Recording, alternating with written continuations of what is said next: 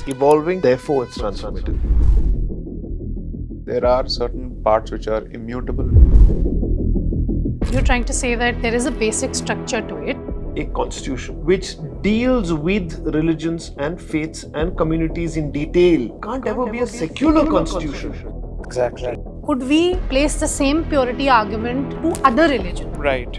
If they choose to apply, they should apply across the board. But my fundamental question is, The biggest distortion I personally felt. serious overreach. Should the transformative constitution doctrine apply to the judiciary also? Why should it go to the state and then to the society? Why shouldn't they apply it to themselves also? It starts with appointments itself. Collegium system is far from even good. Collegium members, nephews, nieces, uncles, etc. Gopal being Gopal has burnt the candle on both sides. That's always the best, isn't it? Can I throw a googly at Mr. Sankaranarayanan? Yes, please. Are you not being patriarchal in assuming that women need your help? No, I'll tell you why I don't think I'm being patriarchal. State will enter the bedroom, the state will enter the kitchen, the state will enter the puja room. What remains? But may I ask, why would you want to push that? I mean, a lot of jurisprudence is also emanating from individual autonomy. If Sai and me were in college, we would be hammer and tongs against each other. But we have to maintain the respectful dialogue that we have, where we disagree on things, but we know that at the end of the day, the interest of this nation matters to us. We know where we disagree and we know where we agree. I can't think of a single instance where it has been rancid or acrimonious. When certain institutions chose to block me out, he stood up.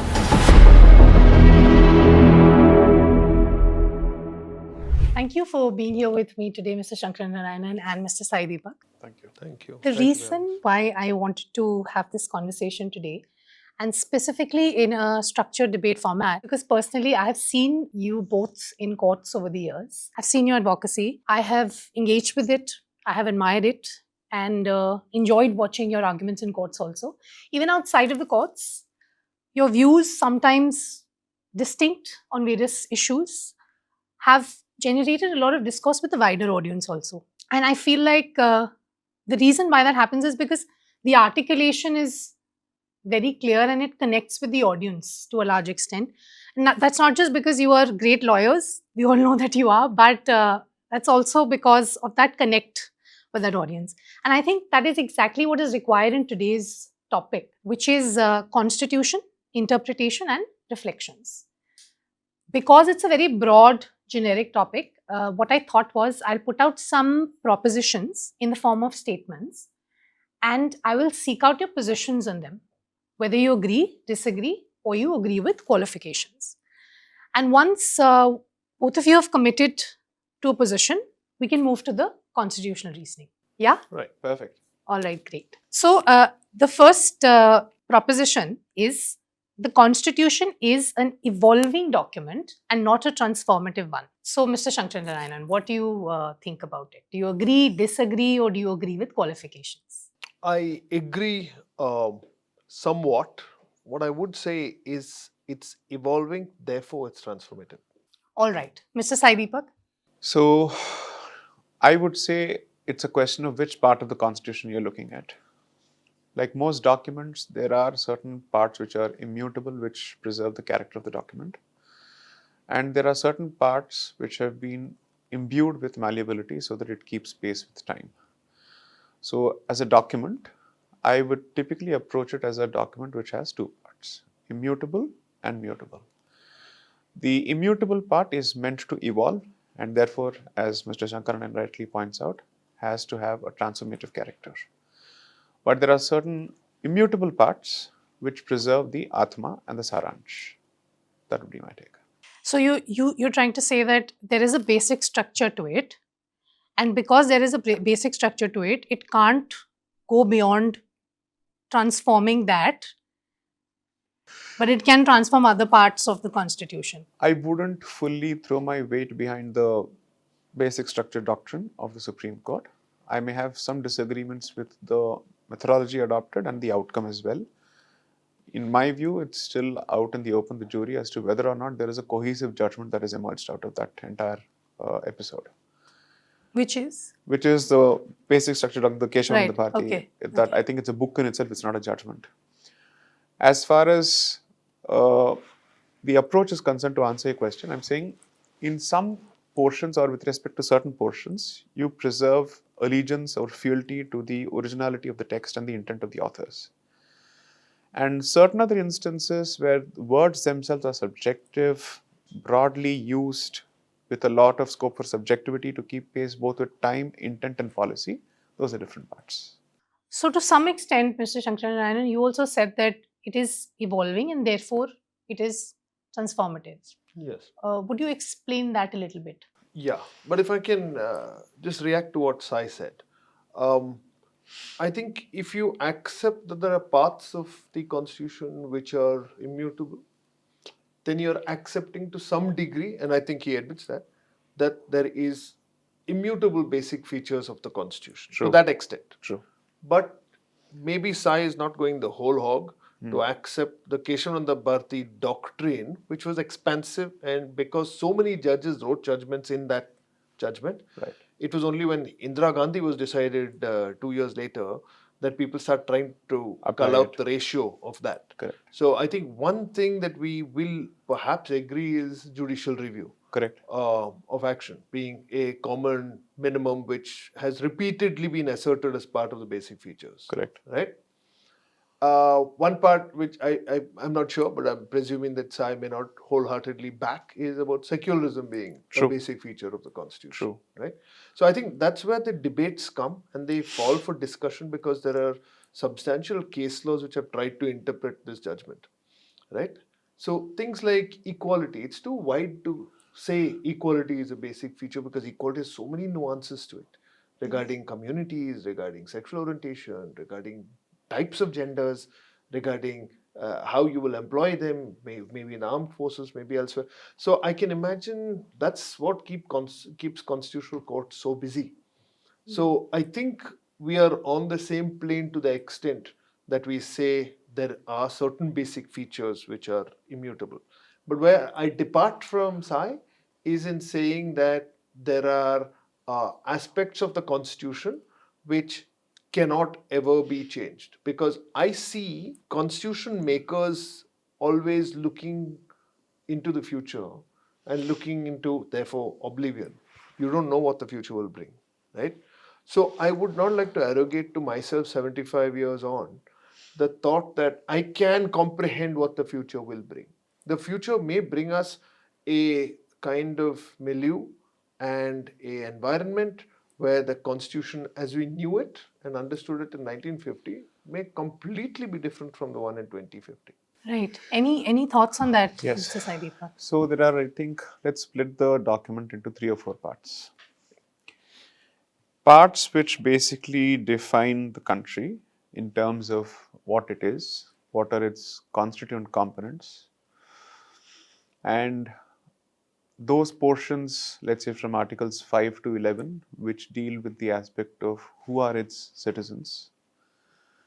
Then there are certain portions which deal with what kind of rights they have, and a broader framework that discusses the administrative aspects or the federal aspects. Okay. The federal aspects, while having seen significant contestation, it's typically the first few chapters which over and over again go through a lot of contestation because that's where there's a lot of room for ideology, vision, worldview. So if you ask, let's say, 10 members in a room, would they disagree with the concept of some basic features? Most of them may not, but the fundamental difference would be on what each of them sees as a basic feature. And that you will be driven by where you come from in terms of your ideology or vichardhara in a broad sense. For instance, secularism fundamentally, I would say constitutionally or ideologically speaking, I can't align myself to get to a position where I say it is a basic feature. That's a function of who I am, and I will try and find justifications from the 4 corners of the constitutional debates to say this is why this is where I stand, this is where I ground and anchor my position. On the integrity of Bharat as a sovereign country, there must be some red line where we say thus far and no further. And those portions of the constitution which preserve that integrity, which give primacy to integrity, they will remain immutable in my view. Let's say you look at something like a section 17, where you're looking at untouchability. If you do justice to the mandate of the Constitution as it stands and the original social context of it, I think those portions, while remaining immutable, continue to do justice to the mandate. But if you expand it to a point where it enters kitchens, homes, bedrooms, puja rooms of individual spaces, then I would say you've gone far beyond the original intent. So, on aspects of integrity, on aspects that deal with the relationship between the state, the red lines that the state is supposed to observe, that preserves institutional boundaries, there I would say there is room for immutability to a significant extent. Because if you were to go back to jurisprudence, the fundamental question would be that the existence of the document is contingent on the existence of the state. And if that grunt norm is fundamentally shaken, and if that foundation is undone, then everything else that you wish to build over and above that will not survive. So to that extent, those portions that deal with sovereignty and integrity would be significantly immutable in my view. Anything else over and above that would be the subject of an evolving republic. So I would certainly agree with Mr. Gopal Sankaranarayanan to the extent that I have been and will continue to be one of the strongest votaries of a Republic 2.2, where you hit reset on certain important aspects, where legacy issues have not been addressed or have been worsened because of the inherited myths with respect to who we are as a people, where do we come from, what kind of social justice assumptions has this constitution been baked with, where there is some kind of foregrounding. Have those social justice assumptions helped us or have they made us worse? Have they balkanized us as a society while preserving the facade of a constitutional democracy? Those are questions that I'd seriously ask. So from my perspective, I would 100% agree with Mr. Sankaranarayanan to the extent that the identity of the republic is open to question, but the existence of the republic may not be open to question. So at least the both of you do agree on the fact that the doctrine of transformative constitution cannot be applied across the board, at least throughout the constitution. No, Is that correct? I am saying that because the constitution keeps evolving, it is transforming incrementally, okay, in little baby steps. Right. But it's happening. I would presume your question meant that was there an overnight transformative change? Constitutions don't change in isolation. They are dependent on people, on institutions, on effective, measurable impact that takes place. Large number of the debates we've seen in recent years about the judiciary and why it's important to have an independent judiciary arises out of that, because it's the judiciary that can not only protect and preserve the constitution but also implement it in areas where its implementation is demanded. And that is why there's such an outcry that we find the judiciary in moments when it should be more active being passive. So I don't say that it is not transformative at all. In fact, I say the opposite. I say it is transforming and it's taking steps in transforming.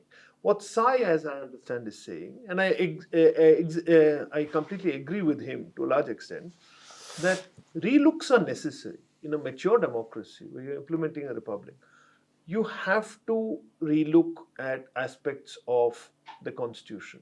Now, I know the ethos that Sai comes from and mine. We come from slightly differing ethos, but one thing that I think both of us largely agree on is how far has reservations, for example, worked in this country.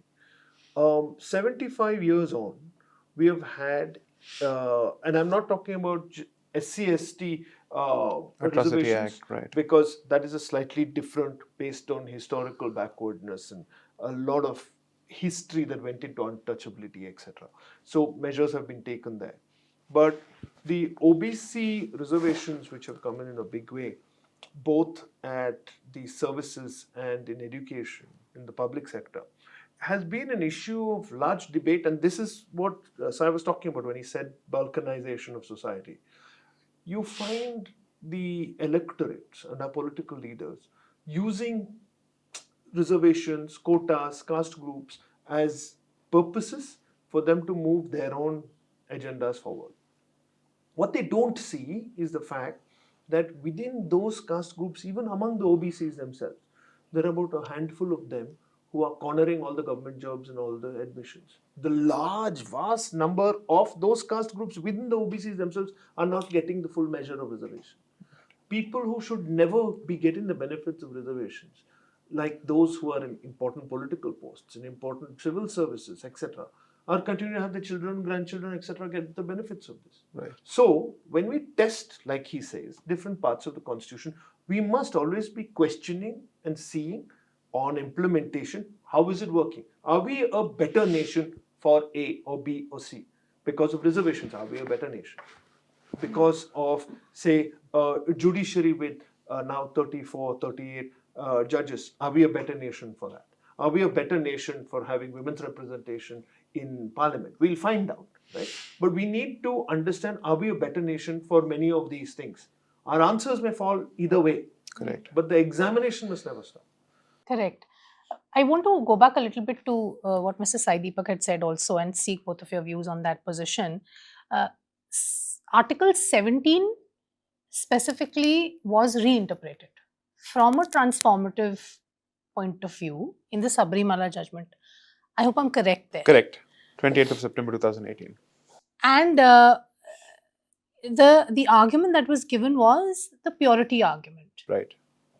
Do you think, and I seek both of y'all's views, do you think that was the right interpretation from a transformative constitution lens? And if it was or wasn't, could we throw across Article 17 across religions from a purity and discrimination angle and not just from a specific religious angle of 25, so far as Sabarimala was concerned? Could we make it like a blanket established rule for every religion from the purity-centric argument for transformative change? It's a wonderful question. I'm used to being controversial, so let me take it on.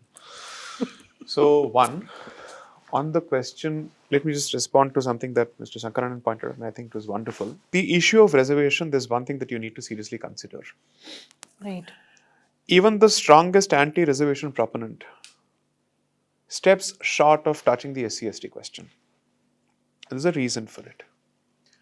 Because it has become such a hot potato to touch that nobody wants to revisit the question whatsoever. Because you have to realize, SC/ST as a subject is not a jati in itself. It is jatis included in a particular schedule under a certain presidential order, so on and so forth. Now, the question that you need to ask is, when some jatis were included there, especially those which suffered the brunt of untouchability, 100% they made sense when they were included in that. Okay. Second is, having written on the subject of colonial mischief, I am unable to convince myself that that was the sole reason for inclusion of certain jatis into the schedule. One of the terms that has entered Bharatiya lexicon when it comes to our language, social discourse, political and constitutional discourse is Adivasi and Mool Nivasi. And those words have had serious impact in the way you have formulated your own version of your affirmative action. It's not even affirmative action the way we see it. Serious social justice initiatives that have extreme, let's say, consequences from the perspective of public employment, representation and whatnot. And I use the word extreme not in a negative sense, but to say that they have serious consequences. Mool Nivasi and Adi Nivasi make sense in the context of an Australia where you have the Aborigines, or you have the Maoris in New Zealand, or you're looking at the Indian tribes or the original Native American tribes. Okay, how do you apply the concept of Mool Nivasi and Adi Nivasi in the context of Bharat? That effectively makes all the non-Mool Nivasis and Adivasis colonizers. That is the assumption. That was the historical assumption on the basis of which this entire policy was created. If you ask anyone where do these terms come from, you will realize that the undertones of Aryan invasion theory significantly inform the use of Adivasi and Mool Nivasi in the way we have used it. Nobody's ever dislodged that. No government has actually had the courage of its conviction to ask this fundamental question, why do we continue using these terms? So you're saying the schedule should be redone? I'm saying, first of all, change the language. The word that we have used are Janajatis. Janajatis and Panchamas are words that are recognized in Indian philosophy for a good reason, which is to say, those who have been kept out, not kept out, who have stayed consciously outside the rules of civilization, meaning the grama or the nagara, which is the village or the city.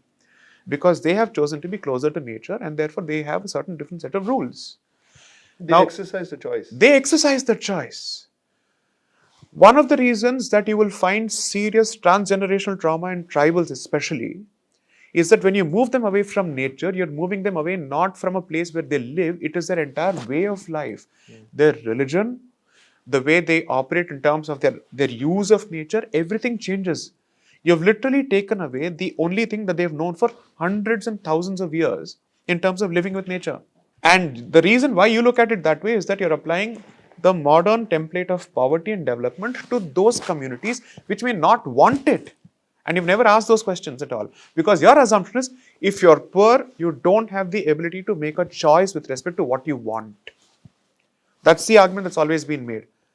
So there is a legitimate concern there as well. Therefore, what I'm trying to say is, the assumptions that inform the existence of the SC/ST schedule may need to be revisited without doing away with the concept.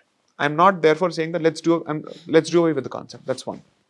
Second, Let's not do away with the reservation concept. Is what you're 100%. saying. Completely. No, I'm saying let's not do away with the concept of SC/STs. Right. You may want to have an alternative approach to actually reservations. I've said this in other places, which is that when the state does it, it becomes a race for access to state resources.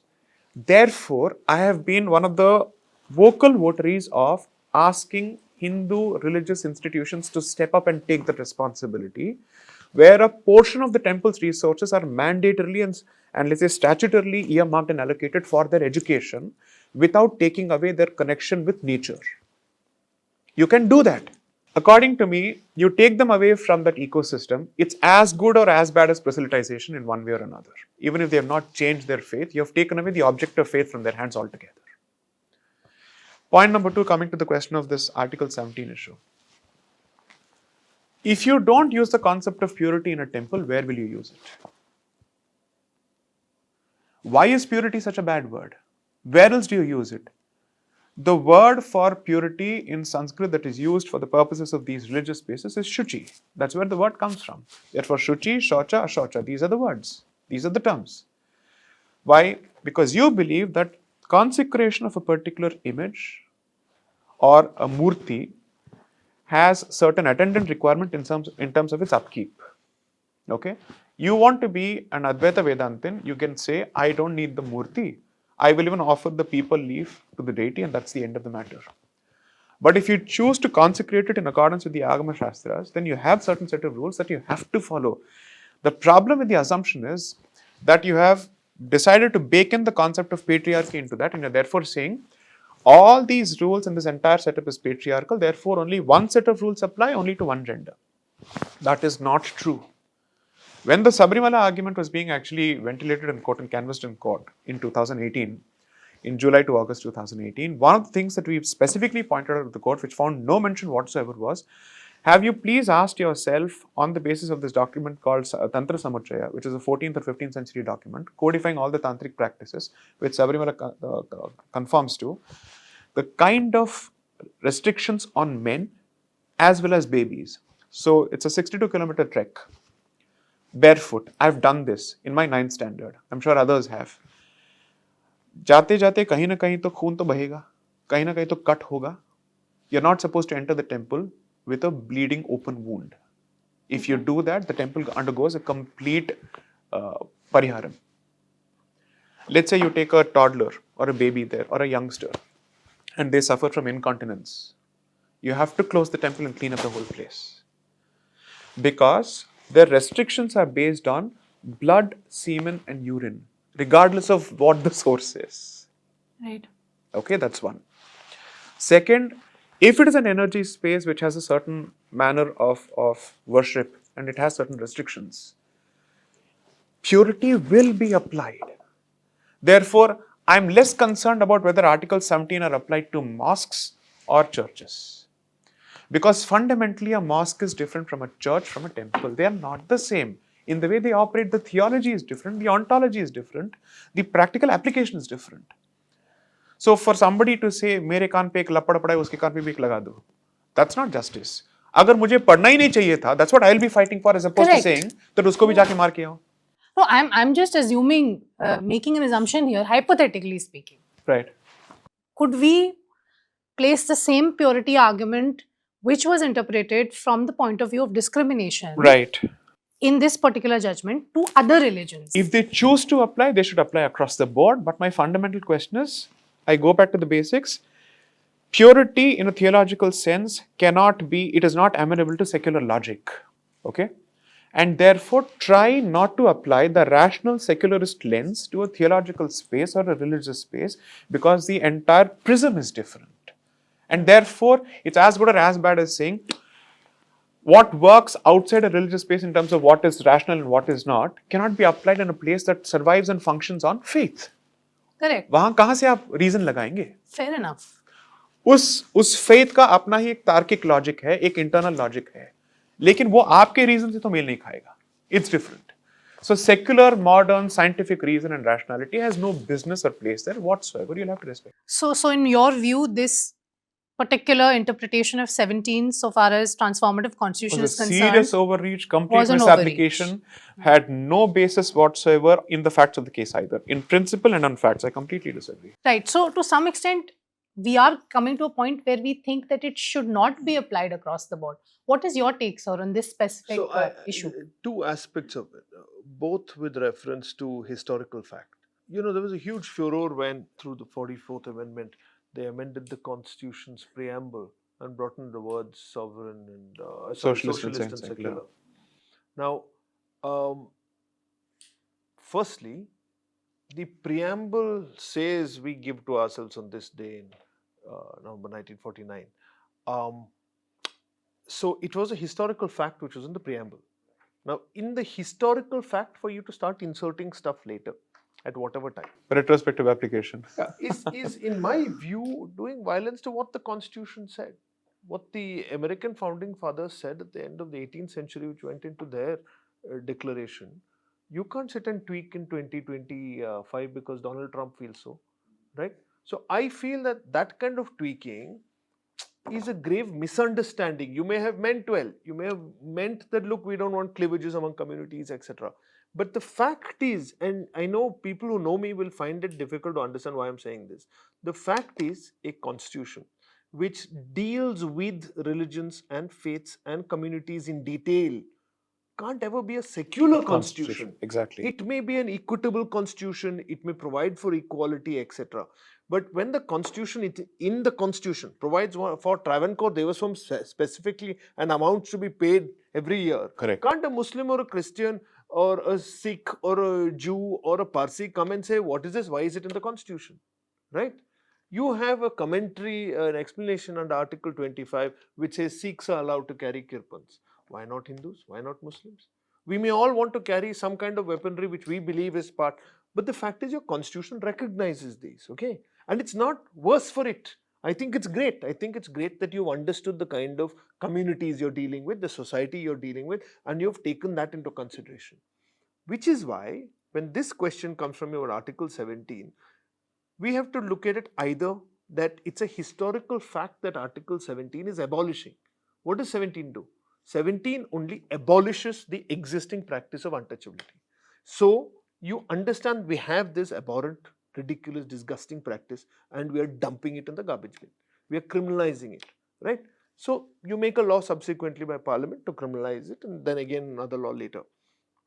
Now, in 2018 when we argued this, the argument suddenly came because it was a novel argument born from some advocate's mind that in Article 25, when you talk about entry to places of Hindu places of worship, again, the word Hindu, not other places of worship, because again, societally, Muslims and Christians and other faiths did not really exclude people from their places of worship. Hindus did. We did exclude many groups from our places of worship, so you had to deal with us. You had to say Hindu places of worship. And you say that you will not exclude classes of groups from those Hindu places of worship. Now, who are they talking about? Again, looking historically, you're talking about obviously the untouchables who you were excluding. So, you bring in Article 17, abolishing it, And with the same hand in Article 15, you say you will not bar them from bathing ghats, common places, etc. And in Article 25, you say they will enter your places of worship. No problem with that. To extend that to women in one temple who are menstruating or of the menstruating age, right? And taking it up in a private PIL based on a letter that is sent to you And across jatis. and across jatis was the biggest distortion I personally felt to the fact that Article 17 was meant for a community to finally, Ambedkar's community, to finally come to the table and say we are sitting here equally. I don't think they ever conceived of the prospect that at some point in the future we are going to bring women in there. Surely, either it is a religious practice that you have had for years for one temple, and like Sai says, maybe the purity impurity argument is one of them. I'm not accepting it, I'm saying maybe it is, right? Eventually all this that we're discussing now is sub judice again. The Supreme Court is deciding it. Maybe it is. But I feel that that argument was doing a distortion to a constitutional provision, which was Article 17, which was meant for a specific group of people who were identified as such. The British in the late 1880s embarked by sending out their individuals on doing surveys to find out who are these people who stay on the fringes of communities, who are excluded, therefore without a choice, not like the Adivasis, but without a choice. The untouchables were then identified by community names. Long lists were drawn up in 1883 or 1893 or something. Those lists came to become part of the schedules to the Government of India Act 1935. That's why they're called the scheduled castes and the scheduled tribes. Not because of schedules in our constitution, but because of what we took from the previous constitution effectively.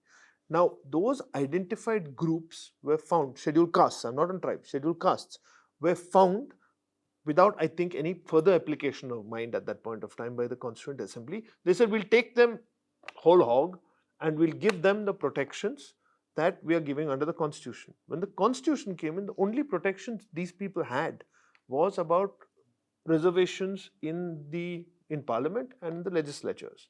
There was no other reservation or measure for them. It was only these two. And those two for 10 years. That has been extended. Now we're on 80 years or 90 years as we speak. But I feel the Sabarimala 5-judge approach was a distortion of 17. 17 was meant for specific people. 18, which forms a part of that equality code, which is from 14 all the way to 18, right? Apart from certain aspects of 25, 24, 23. All these are together form part of our equality code. So 18 talks about doing away with titles. So before that, you had all these titles with either the princely states would give you or the British Empire would give you. Lords, earls, sirs, etc., etc. Diwan Bahadurs, blah, blah, blah. You did away with all of that in 18, right? Now, suppose somebody came with a distorting argument about those titles and said that applies to the captain of the cricket team. Yeah, there's a historical background behind this.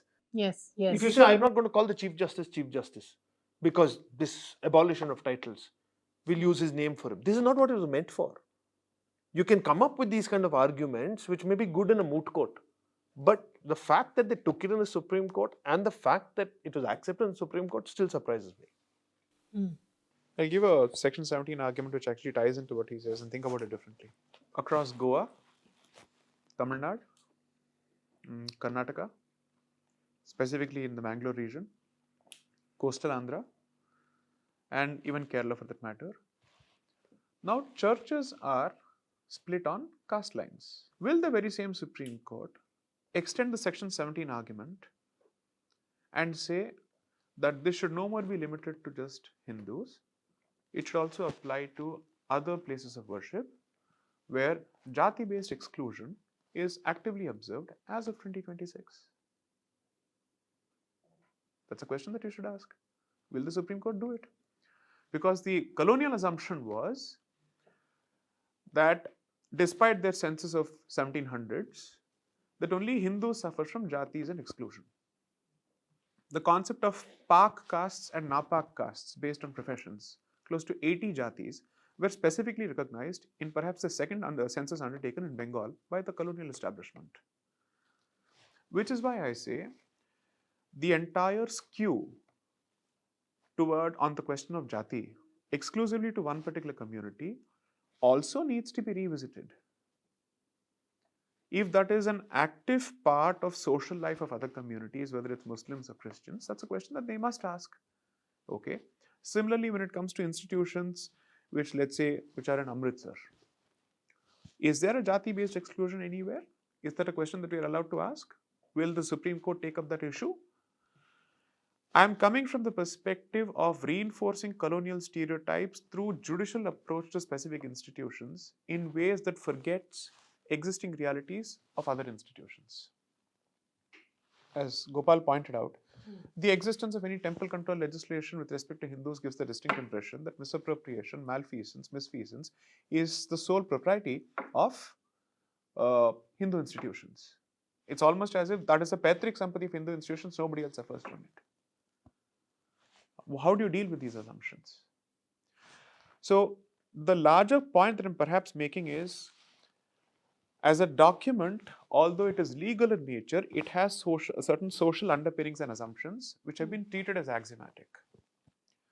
When you're revisiting history at a larger level without resorting to revisionism, why wouldn't you want to revisit history that specifically applies to your constitutional policies, which has a tangible and direct impact on the policies that you frame, affects electoral arithmetic and the manner in which you're crafting public discourse today? That discussion has not happened. So, one of the things that I'm actively saying, and I say this with no disrespect, that document is still a man-made document. So, don't deify it. It needs to be revisited in several parts. Preserve the value of the document to the extent that it keeps this country together, respecting its diversity.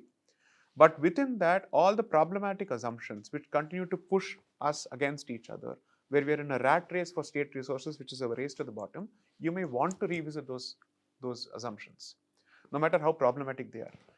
And again, tying into what Mr. Sankaranarayanan pointed out, no politician is going to do this. You need an independent judiciary to ask these questions. You do need an independent judiciary to ask these questions. I'm not saying, therefore, let the judiciary transgress into the legislative mold. I'm not making that statement. But आप सवाल तो उठाओ, कहीं ना कहीं तो इसकी गूंज होगी. अगर आपने सवाल उठाया, then it will start a conversation. When the Supreme Court of the country or the highest constitutional court of the country sets the ball rolling on at least initiating a conversation without getting into the legislative mold, it 100% will have an impact. And that's one of the single biggest reasons I believe that judiciary and its independence is hugely important. While it has resulted in certain, let's say, overreach, there are self-correcting mechanisms, as the references is proof of. You have a review, you have multiple shots at it, a dissenting opinion, then translating into reconstitution of a bench. You can do all of that. But presidential opinion. But I would like to quickly ask one question there. You are saying that the judiciary... Sorry, I just want to say one thing. When you said that we need to have the ball rolling from the judiciary, I think we both agree that it has to be in their judgments and their orders. Agreed. Not verbal statements that they make from the bench which gets reported, right? Because I've seen this happen for way too long for us now just to keep accepting this. We don't want to have their echoes and their headlines. Which carry no weight don't result in anything. That I think makes them feel better about themselves individually, not about the institution. The institution speaks through its judgments and its orders. So let's have some of that, right? Then we will see how much of an impact they're actually having. Otherwise what will happen is, daily reportage का ये जो सिलसिला चल रहा है, जो हर दिन के observation का, that gives an impression that it has some force of law. It's creating that impression. Some statement made in court saying that we are not in support of temple control by the state, but if that doesn't follow up with any kind of action whatsoever, or if, let's say, there is an observation that comes from any quarter, let it show. The proof of any kind of statement ultimately is in policy implementation. जब तक वो नीति के धरातल पे आता नहीं है, उसका कोई मायना नहीं. That's an interesting point that you raised, now that both of you are talking about the judiciary and the action of the judiciary. Should the transformative constitution doctrine apply to the judiciary also? Why should it go to the state and then to the society? Why shouldn't they apply it to themselves also? In what way? It's a broad statement that I'm making. Just Are you talking about judicial appointments? Are you talking about judgments? Maybe appointments, yes. Judgments, yes. Like you rightly pointed out, their observations at the bench are not as important as their jurisprudence. In fact, they don't have the force of law. So, to some extent, judicial restraint should be like a principle which should be broadly applied. I think that's my personal view. Appointments, collegium systems, it opens a whole Pandora's box. The main argument I'm trying to make here is the transformative constitution doctrine should apply to all institutions, not just to the state. No, of course. The Agreed. minute it applies to the constitution, it applies to All everything. institutions. Everything. Agreed. Without exception. But how do we apply it to the judiciary is what I'm asking. Well, Is I that a think possibility? it starts with appointments itself. And clearly, I think most of us have agreed that the collegium system is far from even good. Okay, it's very far from perfect, but it's very far from good. We definitely need to have something. I mean, it's only because we look for examples from elsewhere that at least in the UK, in the Appointments Commission, they have, I think, 28 members or 29 members drawn from different aspects of community, etc., etc. How feasible that is with how disparate and vociferous our communities are is difficult, but it is at least something that we should be talking about and moving towards, all right? We talk about transparency, accountability in judicial collegium decisions, etc. But again, there's the flip side that if you make it transparent, then you're going to know about sitting judges and their foibles and questions that the IB may have raised or other people may have raised, and about how those appointments go through. What I fail to see right now is the judiciary has laid down a system which they have to follow, which everybody has to follow. The Collegium in the Supreme Court forwards certain names to the Union government, a list of 7. The Union government picks 4 people and appoints them. Supreme Court doesn't seem to be asking the question, what happened to the other 3? They should be hauling up the cabinet secretary to stand there and give an answer to the court. And this has happened for 10 years now, that we have all accepted this as a part of the system. So when they keep saying again and again and again, ad nauseum, your friend Anand Raghunathan keeps saying this, that the judges appoint the judges. The judges don't appoint the judges. Let's not fool ourselves anymore that the judges are appointing the judges. The judges are suggesting names, and because that operating procedure hasn't come in, because somebody comes with some bit of gossip that this guy is, one judge was called a boozer, famous story I heard. One judge was known in the community as Boozer, that was his nickname. He was a teetotaler, so for a joke, people named him Boozer, right? So the rumor went around that he's a boozer, he's a drunkard, so they didn't recommend his name. Can you believe it? This kind of bizarre kind of notions creep in, and people who deserve to become judges don't become judges. But collegium members, nephews, nieces, uncles, etc., suddenly all rules are thrown to the winds. At 42, 43, they are made judges. So I'm sorry, definitely this has to start with the judiciary. Let's see where it goes, because in the last 10 years, I have completely and utterly lost hope in the judiciary pushing back against the way the government is going ahead, just appointing judges. So, but to then some extent, you do agree that the judges are appointing the judges, because you did say that nephews are coming in at 42, at 43. So my question is, Yeah. when 8 names go, 4 get appointed. Right. Those 4 include the nephew of the judge. Other 4 don't get appointed. Right? What does it say about the credibility of the institutions, of all the institutions? What does it say? And this has not happened once. This has happened multiple times. Sai? Gopal being Gopal has burnt the candle on both sides. That's always the best, isn't it? So here's what I would suggest. The concept of a judicial appointments commission sounds great, and I'm not saying this to add a qualifier later. But there is a but, unfortunately, which is when I'm faced with a situation where the broader political establishment is looking at social justice as the primary consideration for every kind of decision. That means, as opposed to competence being the primary yardstick on the basis of which appointments are made, identity becomes the basis. And in the process, we are no more a meritocracy, we become a courtocracy. Okay? That is my primary concern. If the whatever let's say, exists of judicial independence as on date, even on paper, even if that were to be legislated out, then I can understand and I can say, fine, okay, this consideration is based on nepotism, so on and so forth. I understand that. But a consideration where identity becomes the reason as well as the shield in the event of incompetence or worse is a seriously problematic situation, because in one instance I have to deal with the incompetence of an individual, in another instance I'm fighting with the identity, and then an entire ecosystem will stand up.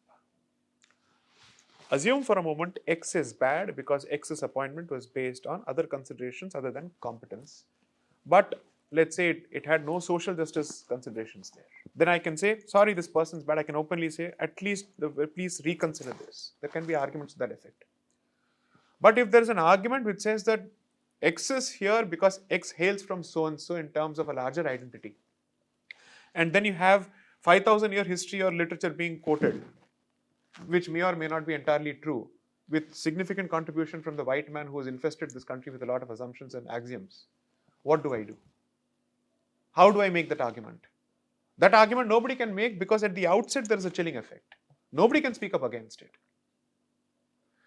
So I acknowledge that there are real problems within the system as it exists. But if the alternative is this, then I really don't know. We're literally caught between the devil and the deep blue sea. Okay? If you ask me what are the solutions, I'll at least say bringing greater transparency to the appointment process so that it has a clear marking from the point of view of judgments delivered, accomplishments, pro bono services, academic publications. And the last consideration being, okay, there is no one from this community that is represented at the highest court of the land. That should be a consideration, but perhaps not the primary consideration. Whether it is gender or anything else, I would go with that. I'd say the institution here is meant to inspire confidence in the people that when they go there, efficiency will not be compromised. And you're looking at a time when this country is looking at massive investments. It needs to inspire confidence from a commercial perspective, ease of business perspective, and the fact that the system is relatively clean. Okay? And that it'll move like an institution with its own set of principles, and it'll keep moving. That continuity is expected of it. If those are your primary considerations, I'm not saying representation of any particular community has no place. I'm saying it can't be the top priority, regardless of who it is and regardless of what community it may be. That shouldn't be the primary consideration, because if you do that, then the efficiency of the system and its competitiveness at a global level, which is what you should be thinking about, goes for a toss. It's a primary casualty. You can't hope to compete with China by creating a quotocracy out of everything. You can't compete with any other emerging economy of the world by hoping to accommodate all sorts of social justice assumptions into every important institution without focusing on what it is meant to do. Dispense justice with speed, expedition, clarity, and conviction. But okay, can I put a question to Sai? Yes, yes. In your experience, Yes. with all the lawyers you've seen growing up around you, etc., and you found many meritorious names and faces around there. Yes. Has it surprised you that many of these people, forget about the community, social background, gender, etc. Right, right. Many of the really efficient, Right, good people who would make good judges, right. don't get appointed. Is that your perception as well? So I'll answer this question straight without you waiting. At two levels, in fact, I was surprised. A wonderful senior advocate, or rather wonderful arguing counsel, who in my eyes should have been a senior advocate long ago, has been passed up by the highest constitutional court once and by another high court once. And it made me wonder that if this is happening at the level of designation, then what happens at the next stage? So I do agree that there are inequities in the system. I'm not saying let's just treat it as a part of life and move on. Can we address it? 100%. We must address it. I'm just saying that let's try the internal mechanisms first, push it hard as much as possible, as opposed to opening the door for institutional compromise through a statutory or a legislation level. That's all I'm trying to say. Because the alternative at the pace at which we are going is seriously problematic, because you'll be looking at somebody is going to float a paper on private sector reservation. Somebody is going to say internships make reservation de do. Somebody is going to say that scholarships make reservation de do. And that right now it has become a reservation republic. And what is the guarantee this won't influence or impact an institution such as the judiciary next? That's a question that you must ask. This is not a question that's beyond the pale of reason or reasonableness. If appointments to PG diplomas or let's say PG programs in super specialty subjects of medicine can suffer from reservation, what remains? Seriously, what remains? Right. I mean, doctors are getting reservation This is at a time when jobs, people are so- sick and tired of the medical system and the insurance system and that linkage in countries like America. This is at a time when you should be opening your doors to medical tourism from across the developing world because they have seen through the system, through evergreening of drugs and whatnot. They can't trust their own pharmaceutical companies thanks to what happened during COVID. They would want to come to Bharat. And what do you want to present them with?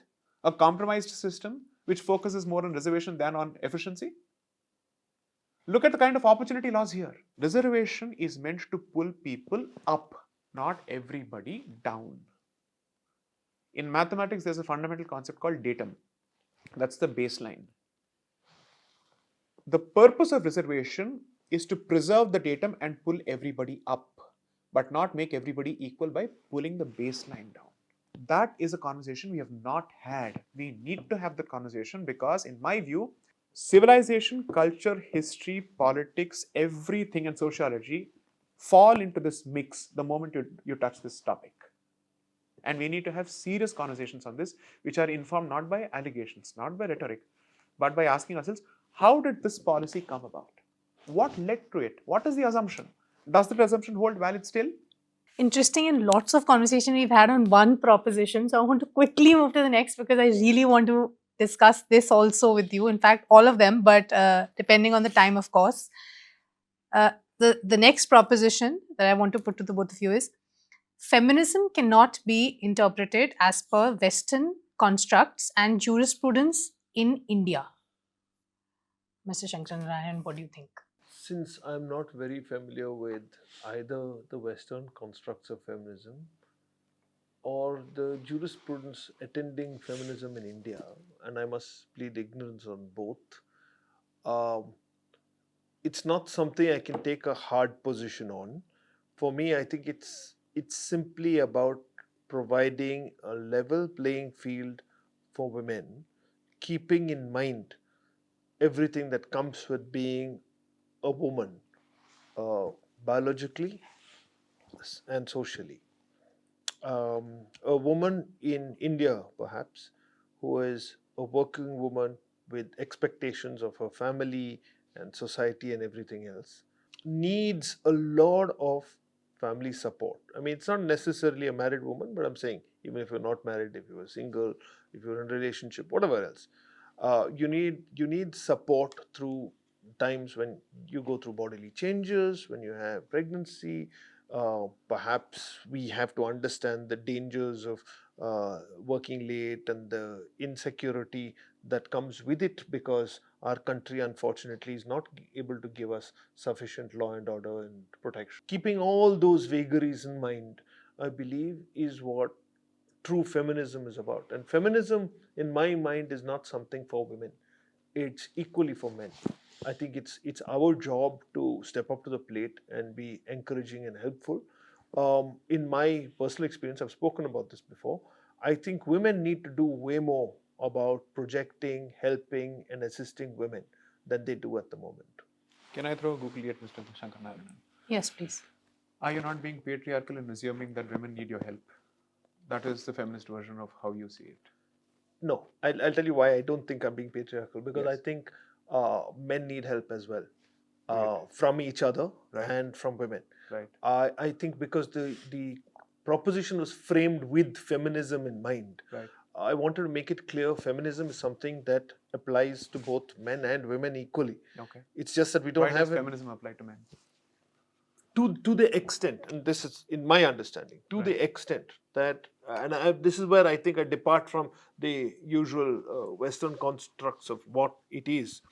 I think there is a moral and ethical responsibility that we have as men to bear the burdens of what has gone before. If we are citizens of a state and of a society, we have seen unequal burdens being placed on them historically. The same way that I carry the burden historically of wrongdoings being done to the untouchables, the SCs and STs, the same way I carry this burden as well. Okay. So as a man discharging my obligations in society and in life generally, I feel it is my obligation to wear that cloak of feminism to the degree that it's possible, to infuse my daily habits and to instruct my children as well. To understand the fact that we are absolutely equal and there's no difference that we should have with reference to our abilities. And this is regardless of whether you are a woman, a man, a transgender, an SC, a Brahmin, a Muslim, it doesn't matter to me. I believe that it's important for me to wear that. Now, the cloak that I wear, you may have a different label for it. You may not want to call it feminism. I just take it because that's the only proposition we're discussing right now. Would you apply the concept or the assumption of collective historical guilt in a religious context? If I felt that I was in a community which had perpetrated that kind of, I think, violence on some That principle minority would which hold exists, water. That principle would hold good. It would.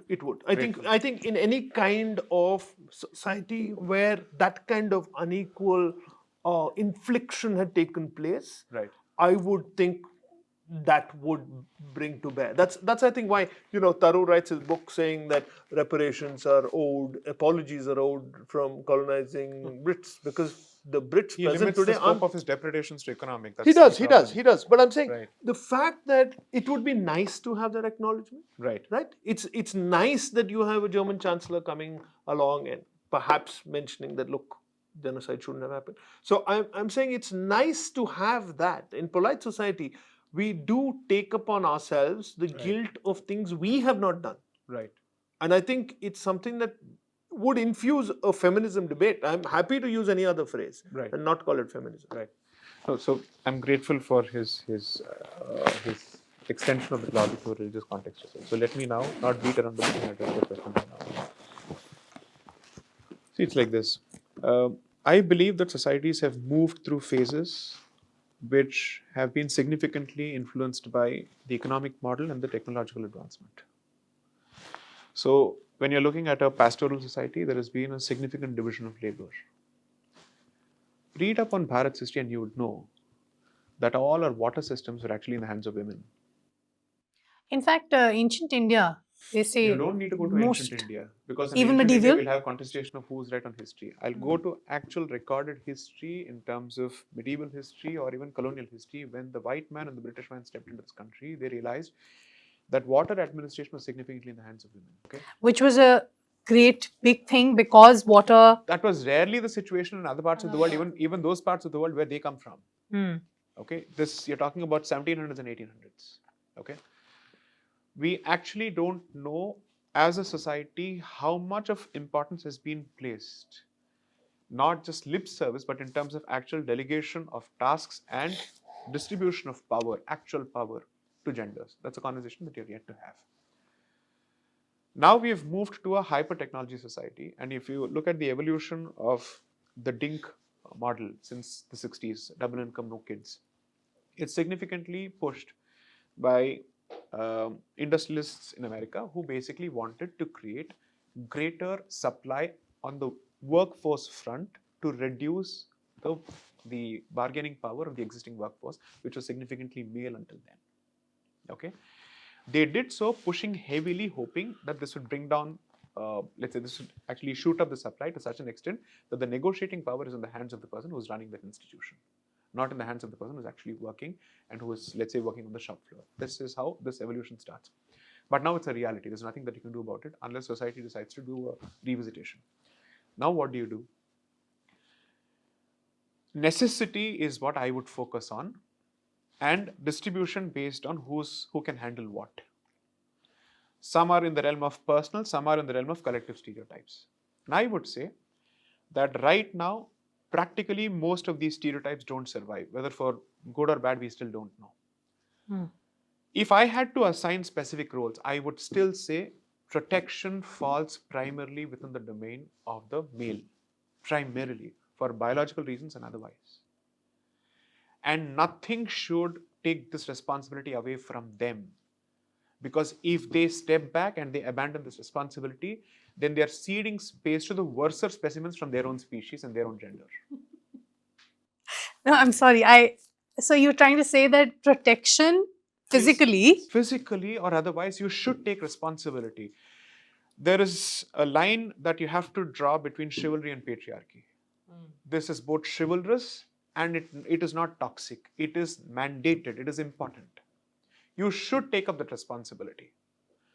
Because if you choose to cede that space, then the ones who depend on you for protection are vulnerable to predators. So you're saying that fluidity now should be dismantled. It shouldn't exist. No. I'm not saying fluidity must be dismantled. In the employment space, there is no question of any apportionment on the basis of gender. Okay? But if, let's say, someone said, boss, you have to take into account certain biological needs, and therefore, please be accommodative of it. At what point is it chivalrous and at what point does it become patriarchy where I'm assuming and taking decisions on your behalf? I'm in that fix. In the sense, most people are in that fix. You say something which you believe is sensitive, it could be chivalrous or it could be patriarchy. It depends on how you're willing to look at it. No, interestingly, Yes, I mean- suppose we say that it's mandatory. If I pull up a chair for a woman, what is it? Chivalrous. No, it's patriarchy because you believe that she needs special treatment. Is what we are being told. No. So here's the thing. Right. Let's take it at an institutional level. Right. Suppose you have the army or the police. Right. And you say, like you feel, biologically they require protection, etc., etc. Right. Would this be consistent with saying Right. that ideally our army should be entirely men and No. No, Why not at not? all. The primary consideration when it comes to employment of, let's say, women in the army has come from the history of what kind of war crimes are actually perpetrated and how they rush towards treating women as war booty. That is the primary consideration there. If somebody says this is exclusively the role of the male, then there's a problem there. I'm not making that assumption at all. I'm saying the male can never cede that space in terms of his role, or he can't abdicate or abandon his responsibility. I'm not saying they are incapable of taking up the responsibility. There's a difference. no, but wouldn't the argument then be Please. that because we don't want the men to abdicate and the men say, yeah, we don't want to abdicate, Right. give us the responsibility of manning the infantry, Fair let enough. the women be within the circle. I'll of answer the protection. question. So, are we batting for reservation in the armed forces? No, reservation. I'm not saying Then we- reservation. I'm just saying then the we simply say qualification metrics. is you have to be male. That's it. No. The qualification cannot be male. I'm not making the submission whatsoever at all. I'm making the submission that men should not be told it's okay for you to abandon this responsibility. That's different from saying that if a woman satisfies all these criteria, which is gender neutral in any sense, then there is no problem. You're saying that therefore the chivalrous are being attacked as being patriarchal. Correct. Okay. I do not want a situation where a man or any male typically feels that they will take care of it. They can, they should, they are capable of is a different point, but you shouldn't abdicate it because there is a larger prospect there.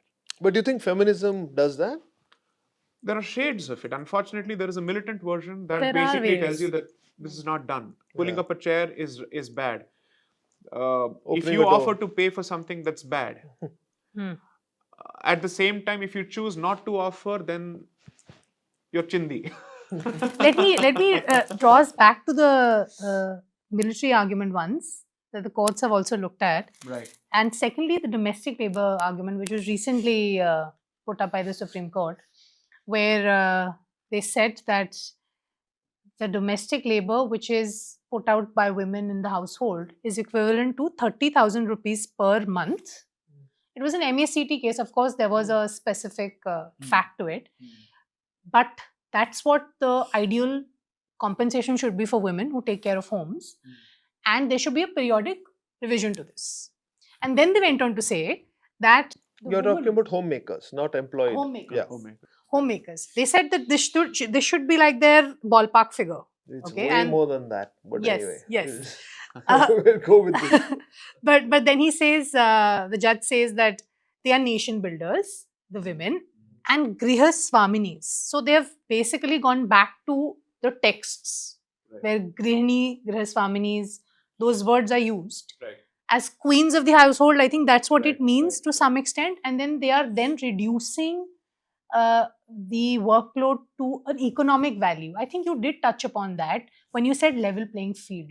So when we're talking about level playing field, are we talking about visibility and recognition in terms of economic restoration always, or is the judgment going to be different when we are looking at No, I'm not Feminism. limiting it to any one department. I'm saying across the board, right?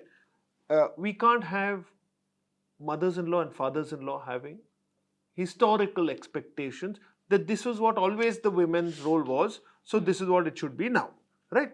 I know it may be difficult for them to come to terms with it, but I don't think that's what the baby girl signed up for when she entered the world, right? So I feel that socially, we have to pull back from expectations we have about the traditional women's roles. I think freedom is important. Freedom of choice among children growing up is important.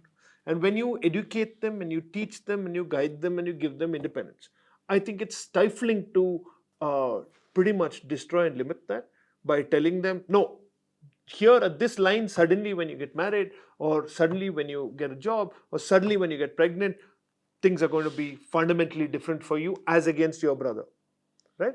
So I believe that everything has to accommodate itself, which includes institutions. You need to have creches, you may need to have, depending, I don't even know the very great details about it, but if you have your time of the month and you need some accommodation for that institutionally, maybe you could consider that. I know there are companies which do that, etc. But I'm saying at every level we need to ideologically move towards that.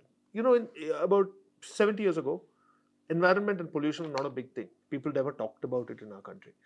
It slowly became a thing. It was only in the late 70s and mid 80s that we even made legislation on it, right? We have now come around to actually demanding it as a right. And why did this happen? This happened because of a fundamental change across the bloc. It didn't only happen at a legislative level. It happened at the way of infusing these thoughts in children, in schools, in colleges, in methodologies, in institutions, in segregating waste, in having dustbins and garbage bags. Everywhere you started thinking about recycling, you thought about, I'm saying we need the same kind of approach when you are dealing with anybody who has been discriminated historically. We need that fundamental change, and it's not just economic, it's across the board. So, would it be fair to say that women's rights should be viewed from a human right perspective, from a broader lens, and women's rights per se should not always talk about discrimination or exploitation, but they can be viewed from a human rights perspective also, from a broad sense, and from a responsibility perspective. It should, but I feel very often we make the wrong choices, like our Domestic Violence Act, right? Under that, the victim can only be a woman. Why can't husbands be beaten up? Where is the law for that? But that's where you get short-sighted. See, there are some things where there are clear women-oriented issues, you need to address that. When it's spousal, it can be both ways. Correct. Then it doesn't become a woman issue. So when you look at it legislatively, I was hoping that one parliamentarian would stand up and say, can we say man or woman depending on the case? But no. You know, it's the same thing with marital rape. We are on opposite sides of the marital rape argument, right? There is the fear on the other side that if you do away with the marital rape exception in our penal laws, you'll possibly put it better. If you do away with that, you will have, just like with 498A being abused, you will have a whole bunch of cases being filed as yet another weapon in the woman's armory when she takes it to divorce court. She will also file a marital rape case against the husband. But I'm saying approaches require debate and discussion. We don't have that. In Parliament, we haven't had a debate and discussion in years on any one of these topics or discussions. Especially gender neutrality, yes. Especially gender neutrality. And when we do have it on this women's bill, you'll postpone it and then you'll look at excuses, you'll hinge it to delimitation or something else so that you don't have to actually implement it. Any thoughts, sir? The thing about social media is if this 20 seconds or 30 seconds is edited and put out, people will assume that Sai Deepak endorses marital rape. So I'll be very clear about what I'm saying. We'll be careful there, don't worry. So the position, at least which is still sub judice, is basically this, that courts cannot legislate on marital rape is the first argument. Second, it requires safeguards is the second argument.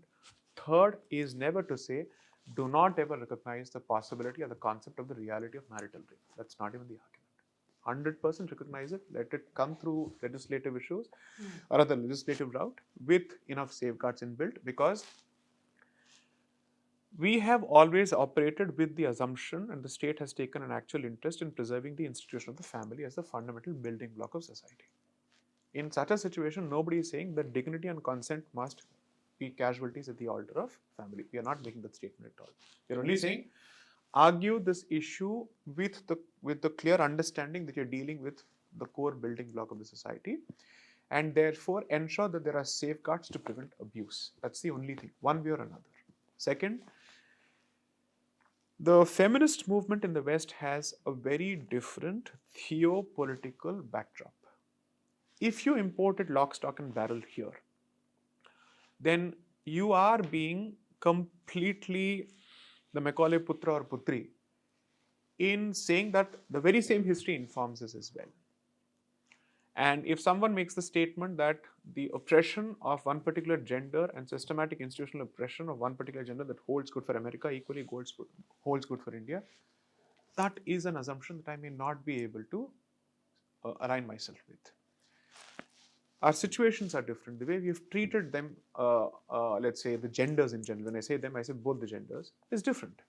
Okay? And in different parts of the country, it's actually been different. Kerala should be different. The Northeast is different. One of the fundamental assumptions that you will actually meet in all your reading of Itihasas and Puranas, if you go back, is that women seem to have a higher position in the hills compared to the plains. There is some relationship between this. I don't know what the reason is. I honestly must plead ignorance on the basis for it, but that seems to be emanating from the literature. So therefore, you may want to be aware of the fact that you're dealing not with a country, but you're dealing with a civilization and a subcontinent that passes off as a country. And keep those diversities in mind. Do you want to actually use a sledgehammer across the board? Now, going back to the central question of compensating homemakers, I do believe that there needs to be greater internal discussion, but if the state chooses to legalize this and gets into the picture, you'll have one more weapon that is being wielded. Maybe some issues are best left for the society to evolve its own solutions with time, as opposed to legislating everything, because this goes back to my fundamental argument that law is seen as the solution to every problem in the West. We have societal institutions and other mechanisms to deal with it. When it comes to a point where it truly creates an avalanche into some kind of a law and order problem along with a serious offense related issue, then you choose to penalize it. Until then, if you want to interfere in every particular instance, state will enter the bedroom, the state will enter the kitchen, the state will enter the puja room, what remains? Where is the sanctity of the family? Where is the sanctity of the society? We must preserve and observe state's intrusion into each of these institutions with a certain degree of vigilance and paranoia, if I may say so. I do not trust the state blindly regardless of who wields the reins of power. Because whatever the state does to perpetuate its own power, by and large. And I would want to preserve the independence and the insularity of the family from the state to a significant extent. Without necessarily saying that let everything be justified in the name of preserving the family, let every kind of injustice be defended in the name of the family. But may I ask, why would you want to push that? I mean, a lot of jurisprudence is also emanating from individual autonomy, Right. Which is Indian now. Okay. It has become Indian. Yeah, it has become Indian, but it is now Indian jurisprudence because they are reinforcing individual autonomy over, say, The familial. Sabarimala judgment of 28th of September 2018 takes the position, if I paraphrase it correctly, that individual rights is the star in the constellation of fundamental rights in part 3. That's the position it takes. Martha Nussbaum cannot dictate the course of Indian darshan and philosophy. It should not. I don't recognize her authority as far as Indian sociology is concerned. I don't recognize her standing one bit. I do not accept her assumptions. We cannot be guided by this, and that's the problem when foreign sociology is then incorporated into Indian jurisprudence. I'm not saying the individual has no value, but we have our own position. Don't we have the conviction or the confidence as a civilization which constantly speaks of Vishwaguru aspirations to dig deep into finding out what is our position with respect to individual rights and family rights or society rights? We don't ask those questions at all. We have no contribution whatsoever at all of what. We have nothing to offer as far as that global pool of thought is concerned on that subject at all. Is that an assumption? Why are these questions not asked? Intervention petitions are filed randomly in court saying we would like to quote Martha Nussbaum. Who is she? What is she? Even if it were somebody else who were a male from that particular jurisdiction, I'd ask the very same question. Who is he? What is he? What is his standing to thunder on our family issues and our societal issues? What do you know about my society to make this statement? Which society accepts this kind of interference? This is interference from the outside through a judicially sanctioned route, which is problematic because I can veto and vote against a legislative interference which brings in Western philosophy. What do I do when it happens to be a judicial route? I have only the option of a review. God knows how long it will languish. And then comes the reference from 2018 to 2026, 8 years. In the meantime, Martha Nussbaum has run riot across the place. Not in one judgment, in multiple judgments. Intervention petitions were filed and mentioned in court saying, we would like to cite this person. I'd have had an equal problem with anybody else, whether it's a Schulz or a Silverman or whoever it may be. There is a problem. And the problem is, what is it about our philosophy that you choose not to touch it even with a 100-foot barge pole? What do you know or not know about it? Ask that question. Most of the people will draw a blank. What is the position of Indian philosophy, which philosophy, on individual autonomy? Ask that question. There are 6 philosophies, there are hundreds of philosophies across the board. Choose, pick, talk, debate, discuss. Their entire argument is, Upanishad says, wherever a good idea comes from, take it. Sure, but your wherever seems to exclude the home.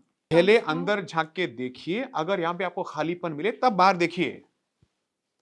अगर यहाँ पे किसी problem का solution नहीं है, तब आप बाहर देखिए.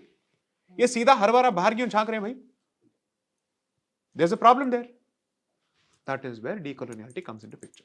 But I have a question on that. Yes. So, because I have a little bit of reservation about many of our judges nowadays also, apart from people in politics, talking about Swadeshi jurisprudence. Right. All right. Right. Now, I take your point. I think it's a very valid point that sociology-wise, if you start importing, and your problem is not the importing. Your problem is the fact that you're not looking inside. Correct. You're not looking at our societal literature on this. You're not looking at historical literature. You're just importing. Now, that is seriously problematic. That clearly shows your own colonial mindset that you are only looking there.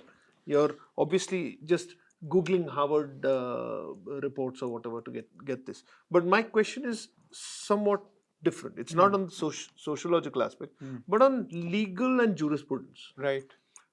I firmly believe we have enriched ourselves in borrowing. Okay? Okay. Not by ignoring what we have, Right. but occasionally filling up little gaps, seeing Agreed. things, right? Agreed. Why is there now such an allergy, or it's made to seem that if you start citing a foreign judgment or an international convention or a foreign journal article on law, I'm not on society here, I'm on law. Right. And look at approach. He's an IP expert. So, I mean, this is an area where IP is I was just born about out to of come to that. international conventions and all that. Why do you agree with this Swadeshi jurisprudence thing? I'll answer. Swadeshi jurisprudence at this point is fighting back against an established assumption of a coterie or a clique or a cabal for the last at least 30-40 years. Several collectives have an issue with any kind of Swadeshi jurisprudence. Right now, what is happening is a punchback. I don't agree with all aspects of it. I think it is rough.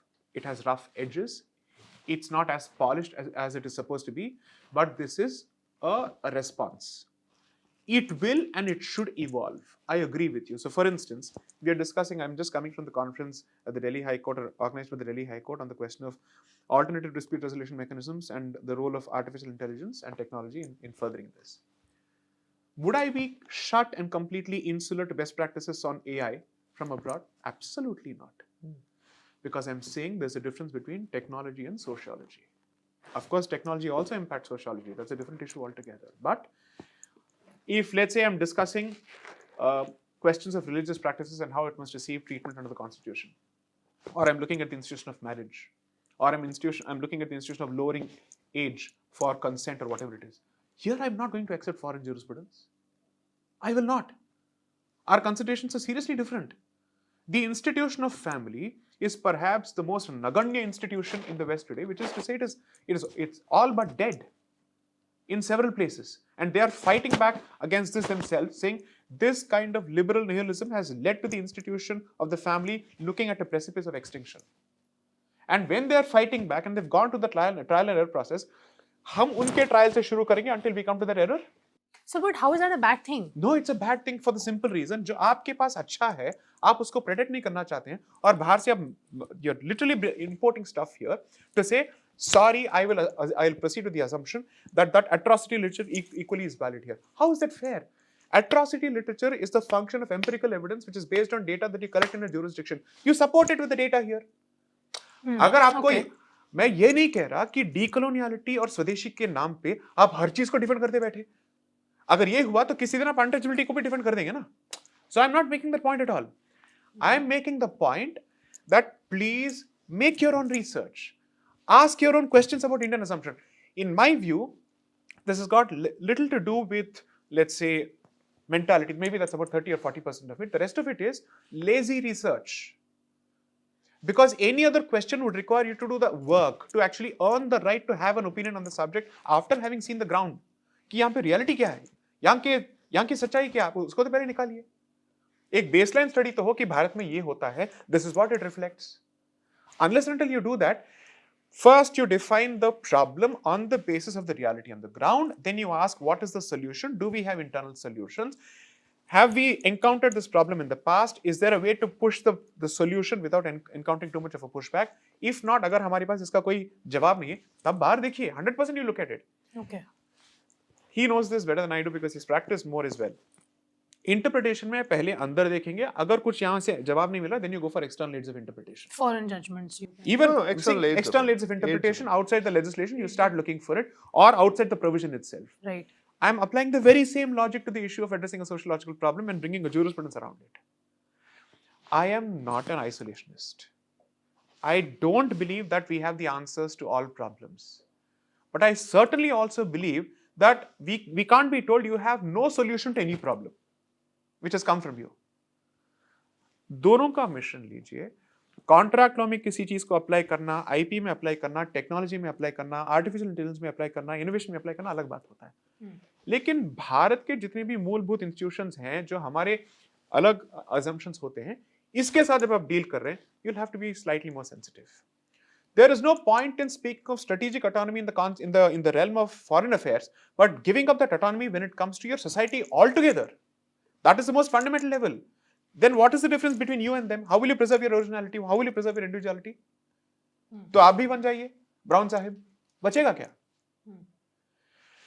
Second, to answer his question, as long as Swadeshi jurisprudence remains just lip service and it doesn't translate to creating scholarship, it doesn't translate to creating rigorous scholarship with basis and saying, this is the position, how do I apply it to a problem that is contemporary? You contemporize that entire thought and say, this is how it will apply and why is it better? In the marketplace of ideas, that's how you will fight. You don't get to say, I am better because I am from India. You get to say you're better when you say, I'm not just from India, I'm better than the solution that they offer. That's the solution. No, but for your marketplace of ideas, Right. I think the fundamental thing you need Is openness. is openness. I agree. Exactly. I On agree. your university campuses, Agreed. you need the free exchange of ideas. Right. You need the communist being an absolute communist. Right. You need a right-wing ideologue being a right-wing ideologue. The minute the state starts stepping in, Right. you're stifling that openness. Allow me to say this. In the last 12 years since we're discussing the state, Both ways. I'm Both saying ways. I agree. state has been stepping in for the last 60 years. and I'm saying they have no universities have business. still not opened up themselves. You know which institutions I'm talking Yes, about. yes, You've encountered yes. that exact institution, so I won't name it. Multiple institutions believe that they are protecting free speech by stifling the opinion of one person. अगर आपको आपके speech में और आपके idea में इतना ही conviction है तो ओपन कीजिए डिबेट के लिए, लोग आएंगे बात करेंगे, सिविल डिबेट कीजिए, बात कीजिए, देखते हैं क्या होता है. You don't get to say I won a debate by closing the doors of debate altogether, right? You're talking about that, especially that No institutions will be Pakistani named. debate. I just believe. No, but this has happened across the It board. happens I mean, often, yes. it's happened, so I will be fair enough to accept it's happened Absolutely. both ways. Right. Yes. Yes. My problem is state needs to stay clear of some things. Right. places where if Sai and me were in college, we Right. would be hammer and tongs against each other. Right. But we have to maintain the respectful dialogue that we have, where we disagree on things, but we know that at the end of the day, the interest of this nation matters to us. Our approaches may differ because our backgrounds differ, the way we have come to matters differ, right? That's what makes really good lawyers, because every single day they're disagreeing on things. But you have to keep the debate alive regardless of your differences, because you know you're coming from the right place. The problem is in our universities, our school campuses, in most places where ideas flourish, there is now fear. Frankly, I'll tell you, there is now fear, and it's not the first time. It's not that I'm not a student of history. We had fear in the 70s, going the other way, right? The problem is the state being allowed to get away with it. Whether it's BJP, whether it's Congress, they both do it. And my problem is every time a government comes with a new playbook, right? The opposition who will cry horse now, when they are in power, they will use that same playbook. It's just a thicker playbook now. And they will use the same thing. That's why we have to stand up against them and say, sorry, this is not the place you will come and interfere, which is the marketplace of ideas. Because that is what makes this nation flourish. Can I just respond to what he's saying? And as a meeting ground, Gopal and I have known each other for over a decade now. Yeah, And 15 years. We know where we disagree and we know where we agree. I can't think of a single instance where it has been rancid or acrimonious. Disagreements stand and they'll be expressed. And at the same time, I know for a fact when certain institutions chose to block me out, he stood up. I'll certainly place this on record. On the question of state, here's one thing that I'd like Gopal to consider and the broader audience as well. Just consider this. Somebody who has had a benefit of a 70-year institutional control and has entrenched himself to such an extent that generations of academics feel beholden to pay obeisance to that ideology and to that power structure. You think it'll be easy for somebody like me to just open up that institution and go in and say, sorry, I have a point of view, hear me out. I stand here on the strength of my achievements, I stand here on the strength of my opinions and my ability to articulate my position without the need for a mob to support my position. Do you think I get an opportunity there? No. And if that is the case, then you have to start accepting the existence of an entrenched ecosystem which refuses not to cede space, to give space. Cede space का मतलब है कि आप बाहर जाइए. Give space का मतलब है कि मुझे भी वहां पे आप एक जगह दीजिए. वो नहीं हो रहा है, तो क्या करें? तो आंसर इज आपने पावर का इस्तेमाल किया उस इंस्टीट्यूशन को कैप्चर करने के लिए. अब जब सूद समेत आपको वापस मिल रहा है, आप रो थोड़ी सकते हैं. Then you open up, you change. You provide platforms and you make sure that you're not creating echo chambers. Create an echo chamber, I don't have a problem. Don't make an institution your echo chamber when it belongs to everyone. That's where the problem is. जिस दिन ये रुकेगा, जब आप यहां से अलग से आएगा. Until that happens, I will have no other option but to say, I will pry the door open and ask you to come to a debate. क्योंकि दरवाजा खुलने के बाद मैं क्या कह रहा हूं? Come debate. Come and talk to me. Let's see where this goes. We will fight on the strength of our ideas. Let me see where you go. Argument for argument, citation for citation. Let's see where this goes. Problem is, दरवाजा खुल नहीं रहा है. उसको तोड़ के अंदर जाना पड़ रहा है. That's what is happening. And seems like communists believe that power comes from the barrel of the gun. तो जवाब तो वैसे ही देना पड़ेगा. I don't know if we have more I time. have a hard stop. So I guess we will wrap up now. The point of this conversation was that we sit down and how you put it very well and actually discuss ideas, even though they come from different ethos, distinctive ethos. Sit down, have a chat, have a debate, or whatever you may want to call it, and actually let people judge what they want to believe in. You have no idea. This format has been a breath of fresh air. Yeah. And that's one of the reasons different. 4 years ago I said no to television debates at all. I said not done. I am not participating in any. You talk to me, you do it one-on-one. Otherwise, I have no interest in being visible for the sake of it. This experience I thoroughly enjoyed, especially with Gopal on the other side. I'm Same so here. glad. Absolutely. The same. I think I like the fact that we can have a conversation with a facilitator, because it's not often that you get these occasions outside of a legal list. And there's so much more I know the two of us still have to chat with each other about. But it will definitely find another opportunity in place. But thank you. Thank I you. enjoy sharing Thank you. space with Gopal on the side or on the opposite side. We've been in both. Well, it was a pleasure to have you both separately and together. So, I mean, I had a lot of fun, learnt a lot, lots of more questions. So, did I maybe from another Gopal. time. Yes. No, Thank both you. ways, both ways. Thank you so much.